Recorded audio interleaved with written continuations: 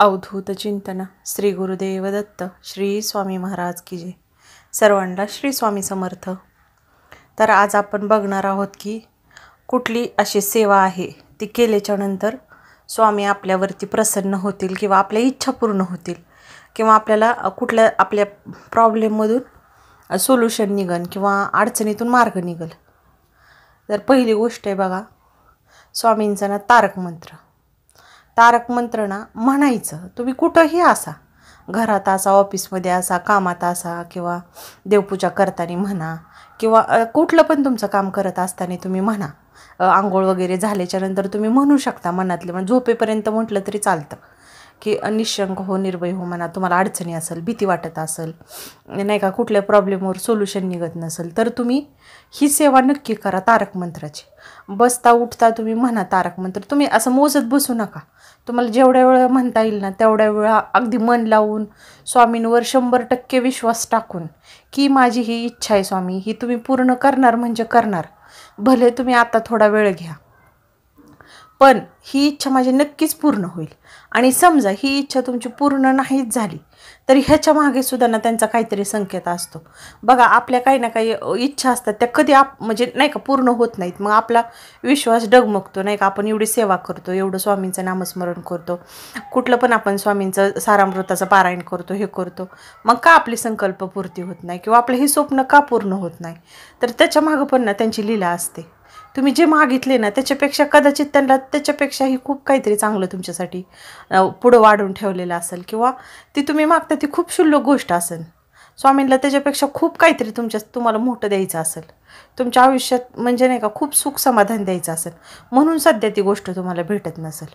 म्हणजे हा एक विश्वास पाहिजे की ठीक आहे, आत्ता नाही ना मला दिलं, कदाचित ह्याच्यापेक्षा माझी परीक्षा बघत असतील स्वामी, ह्याच्यानंतर माझ्या मनात जे आहे त्याच्यापेक्षा मला काहीतरी चांगलं भेटणार असेल, म्हणून आत्ता ही गोष्ट भेटत नाही. तर स्वामींची सेवा ना तारक मंत्र आणि नामस्मरण सोडायचं नाही. ह्याला काही वेळ लागत नाही तुम्हाला की असं बसावंच लागतं किंवा म्हणजे नाही का सगळं सोहळं ओहळं देवासमोर बसूनच. आता पारायण वगैरे करायचं म्हटलं आपल्याला वेळ लागतो, आपल्याला तेवढा टाईम पाहिजे किंवा बसूनच करायला लागतं, त्या टायमिंगला सगळे नियम वगैरे पाळावे लागतात. पण तारक मंत्र म्हणायला आणि श्री स्वामी समर्थ म्हणायला तुम्हाला कुठलंही बंधन नाही. तुम्ही कधीही ते म्हणू शकता. तुमचं मन पवित्र असेल ना त्या ठिकाणी तुम्ही श्री स्वामी समर्थ म्हटला ना तरी ती सुद्धा सेवा स्वामींपर्यंत पोहोचते.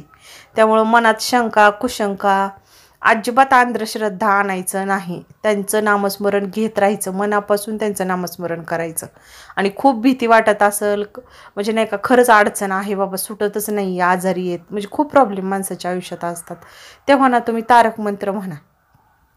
अगदी मनापासून स्वामींना डोळ्यापुढे समोर ठेवून की बाबा स्वामी, आता जे माझं आयुष्य आहे, जे माझे प्रॉब्लेम आहेत ते मी तुमच्या चरणावरती वाहिलेत, मी समर्पित झालो आहे तुमच्या चरणावरती. तुम्हाला आता माझं जे करायचं नाही ते तुम्ही करा. हे असं एवढा तुमचा भाव प्रेमाचा आपुलकीचा पाहिजे की जिथं माझं कुठलंच प्रॉब्लेमचं सोल्युशन होत नाही तिथं फक्त स्वामी आहेत. ते माझं प्रॉब्लेम माझ्यापासून लांब नेणार आहेत, माझ्या आयुष्यात सुख समाधान आणणार आहेत. तर मग हे तुम्ही करून बघा. एवढा विश्वास ठेवा, स्वामींचं नामस्मरण करा, तारक मंत्र म्हणा, स्वामींना सांगा वेळोवेळी मी स्वामी, मी तुमचाच आहे, मी जसा आहे तसा तुमचा आहे.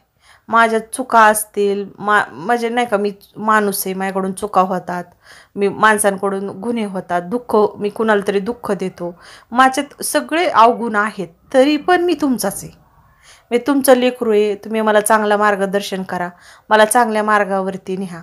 सगळं स्वामींवर सोडून निश्चिंत राहा. हे तुम्ही जेव्हा करताल ना तुम्हाला कुठल्या सेवेची, कुठलं नाही का कुणाकडे जाऊन विचारायची काहीही गरज भासणार नाही.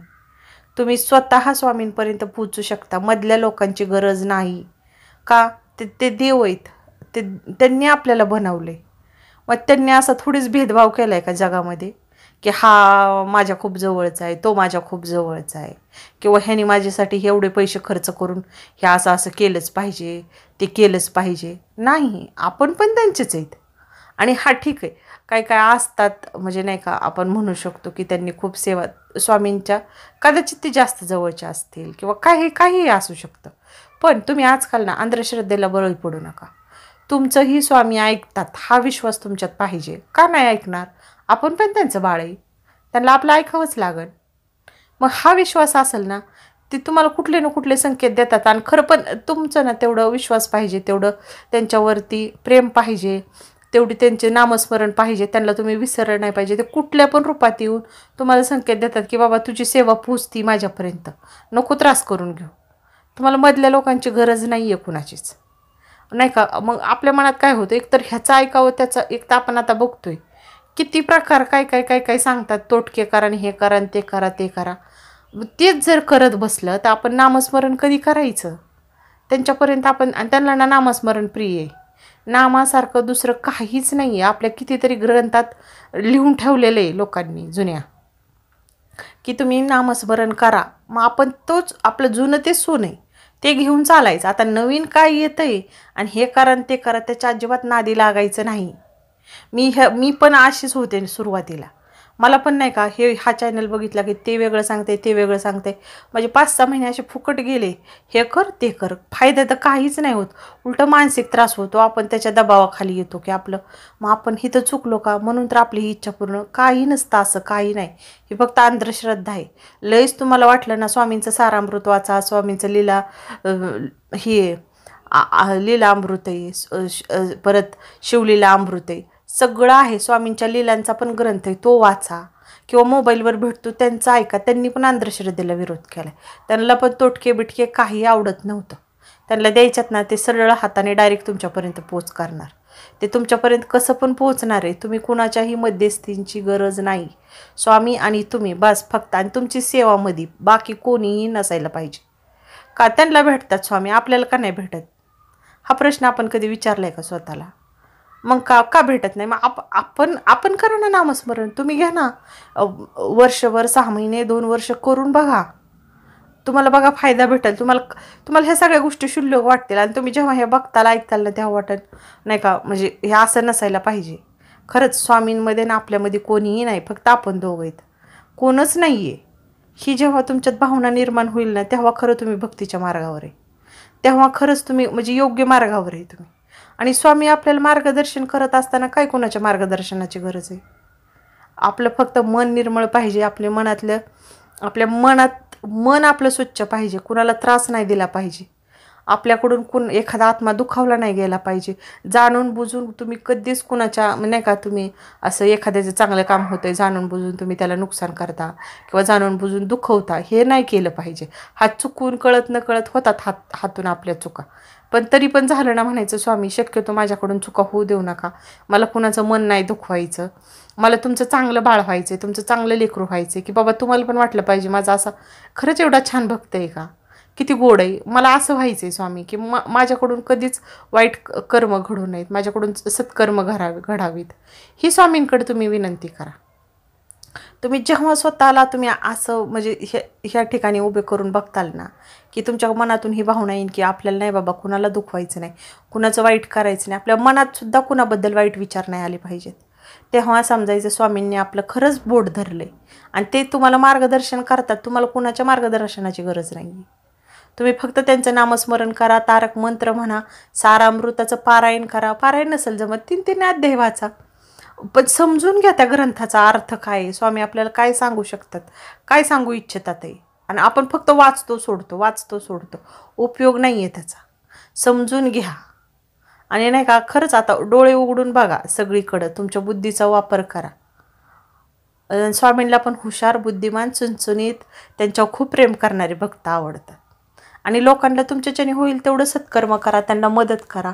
अडीअडचणीच्या वेळेस त्यांना म्हणजे मदतीचा थोडासा तुमच्याच्याने जेवढं होईल तेवढी मदत करा. ही खरी स्वामींची सेवा आहे. आणि अशी हीच भक्त किंवा अशीच लोक स्वामींना आवडतात ना, की तुम्ही घंटो बसान तिथं बसा 4-4 तास आणि करा, तुमचं मनात भरपूर असं पापाचा घडा आणि तुम्ही वाचताय, उपयोग आहे का काही त्याचा? काहीही उपयोग नाही आहे.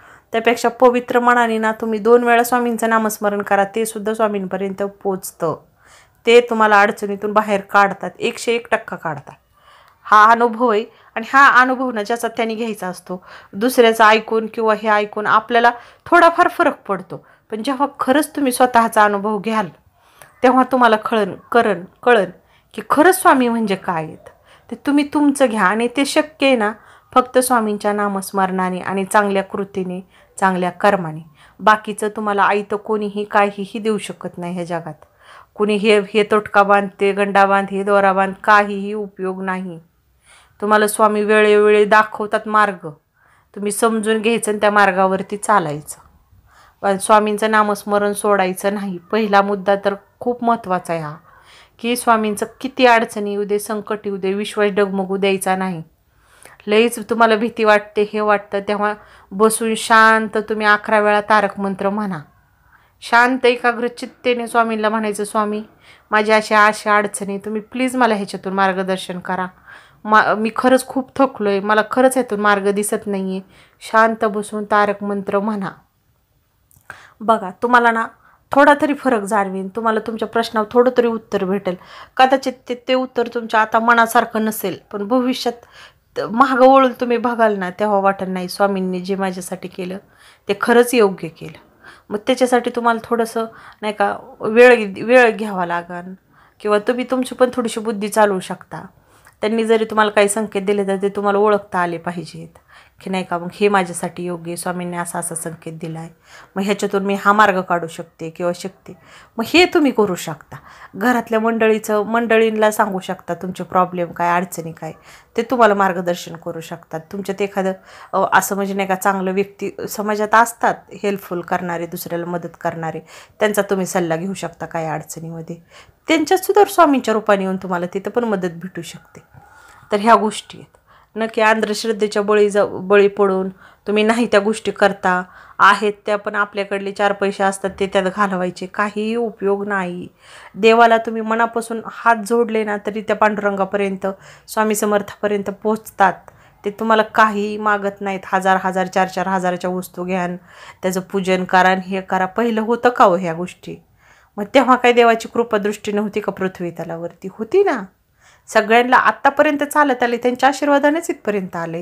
हे आता कलियुगामध्ये ना नुसतं लुटायची कामं चालू आहे. स्वामींच्या नावाखाली सगळा बिझनेस चालू आहे. हे तुम्ही स्वतः समजून घ्या. उगाच नाही त्या भानगडीत पडायचं नाही. साधी भोळी सेवा स्वामींना आवडते. नक्की नुसता दिखावा झगमगाट नाही आवडत स्वामींना. मनापासून तुम्ही त्यांना दही भाताचा नैवेद्य दाखवा, वरण भाताचा नैवेद्य दाखवा, स्वामींना तो गोड लागतो. तर मग ह्या अशी साधी सोपी सिंपल सेवा करायची सामान्य लोकांनी. आपण तपस्वी नाही आहे, आपण महाराज नाही आहे, आपण संसार प्रपंच करून भक्तीच्या मार्गावर चाललेले. तर स्वामी माझं असं आहे, तुम्ही मला समजून घ्या, मला मार्गदर्शन करा. ते करतात कुठल्या ना कुठल्या रूपात. तर तुम्हाला जर माझे असे व्हिडिओ आवडत असतील तर चॅनलला नक्की सबस्क्राईब करा. सर्वांना श्री स्वामी समर्थ.